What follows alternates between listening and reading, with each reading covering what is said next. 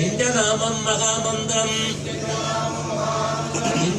ദുരന്തഭൂമിയിൽ ചിതകൾ എരിഞ്ഞടങ്ങാത്ത രാത്രിയിൽ എന്താണ് പറയുക? തിരിച്ചറിയപ്പെട്ടവരെ ശ്മശാനങ്ങളിലും ഖബറിസ്ഥാനിലും സെമിത്തേരിയിൽ അടക്കം ചെയ്യുമ്പോൾ തിരിച്ചറിയപ്പെടാത്തവരെ ഈ മണ്ണിലേക്ക് തന്നെ അയക്കുന്നു. തിരിച്ചറിയപ്പെടാത്തവരിൽ കടുത്ത മൗലിക വിശ്വാസികളും അതുപോലെ തന്നെ കടുത്ത നിരീശ്വര വിശ്വാസികളും ഉണ്ടായിരുന്നിരിക്കാം.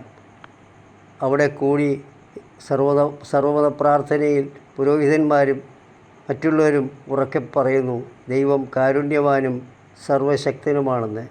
ദുരന്തഭൂമിയിൽ കരഞ്ഞു തീരാത്ത കാറ്റിന് പോലും രോഷം തോന്നിയിരിക്കാം.